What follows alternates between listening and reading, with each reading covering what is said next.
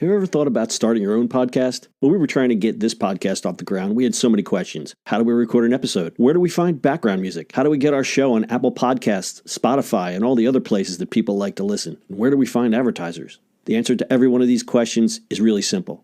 Anchor. Anchor is a one-stop shop for recording, hosting, distributing, and monetizing your podcast. And best of all, it's 100% free and 100% ridiculously easy to use. Anchor makes it simple to get up and running. You can upload and schedule your podcasts ahead of time. It publishes to all the major podcast platforms. You can easily check your stats. I could go on, but instead, why don't you go and get started? Go to anchor.fm/start to join the e-commerce minute and a diverse community of podcasters already using Anchor. That's anchor.fm/start. We can't wait to hear your podcast.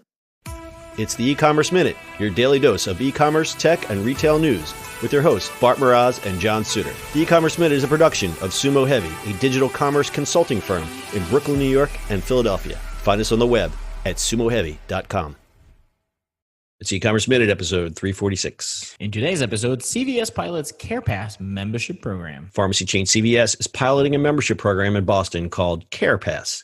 With the CarePass, members get free delivery on most prescriptions and online purchases, access to a pharmacist helpline, a 20% discount on all CVS branded products, and a monthly $10 coupon. The pilot program is live in more than 350 stores in the Boston area. The membership costs $48 annually or $5 monthly. As Amazon pushes into the prescription drug space, it's worth noting that the CarePass membership costs less than half of a Prime membership. The membership program is a strong response to the looming threat of Amazon. A point of difference with CVS is that the pharmacy chain will bundle and deliver everyday items along with your prescriptions, something that Amazon does not yet do.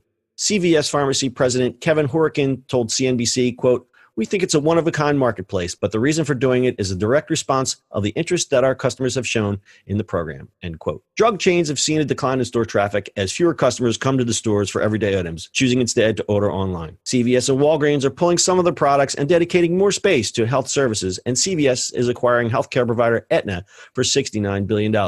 That deal is expected to close this quarter. CarePass. Interesting. Care of the pass? It's drugs. It's Prime for drugs. So I see a certain kind of consumer signing up for this. That would be someone who A, uses a lot of prescription drugs, and B, doesn't care about all the other stuff that Amazon Prime offers. Yeah. Yes. But here's the problem. What did Amazon just buy? PillPack. Exactly. So I think they definitely have that intention to kind of beat the crap out of it. So they will. We did a story on PillPack. We like that whole concept and the way everything is designed and the simplicity of it. But you have to also think of the trained consumer who is used to going to the quote unquote drugstore for their prescriptions, the Rite Aid, the CVS, Walmart, Target, wherever they've been trained to go. They won't look at something at PillPack right away. They're going to say, CVS, I've already gone there. And now they're going to deliver my prescriptions and my Christmas decorations. I mean, you can buy everything at CVS now. I mean, you can buy chocolate Christmas decorations, tennis balls. I mean, you can, lawn furniture. You can get anything at CVS. So if you look at strictly that, apples to apples, that's where CVS is going to win. No, that's fair. At least for the moment, till, until Amazon comes in and steps on everybody. Well, I mean, them having actual stores kind of kills that too. Well, yeah, no, you're right. But also you got to remember that like that generation, it's also that our generation and younger are going to have to take care of their parents, and they're the ones that should be, be like, they're the ones that are going to pick up the prescription and stuff like that. So what would I do? I would totally do it online, so it gets delivered to mom and dad. No, you're exactly right. To their door, and I don't have to worry about it. Plus, if you look at PillPack or anybody that comes out with that kind of stuff, you have connected devices that tell you if they took their pills.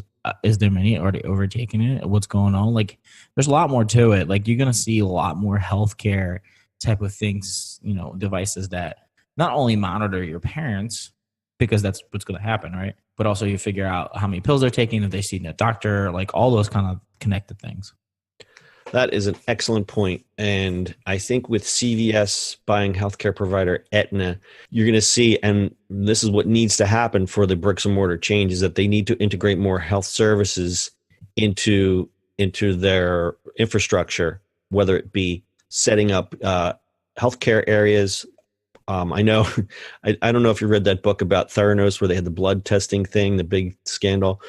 They did a big deal with Walgreens, and they literally took out like a chunk of the store to set up for healthcare, and they were going to have the blood testing systems, and they were going to have all this stuff there. And I think, putting aside that was a total scam, you're going to see a lot more of these drug chains having to dedicate more space to get the consumer in there, and then buy the ancillary chocolate and tennis balls and lawn furniture and all the other chocolate and tennis balls, chocolate and tennis balls and lawn furniture. So furniture store, excluding pharmacy, still represents $20 billion of their business. Total revenue is $184 billion for CVS. So that's still a big chunk of change, but you can see that they make 3/4 of their money just from the prescriptions.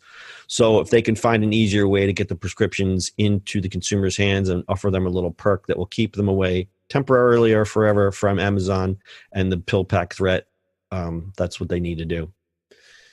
They want to expand it nationwide, but I think they're going to just see how it works out in Boston.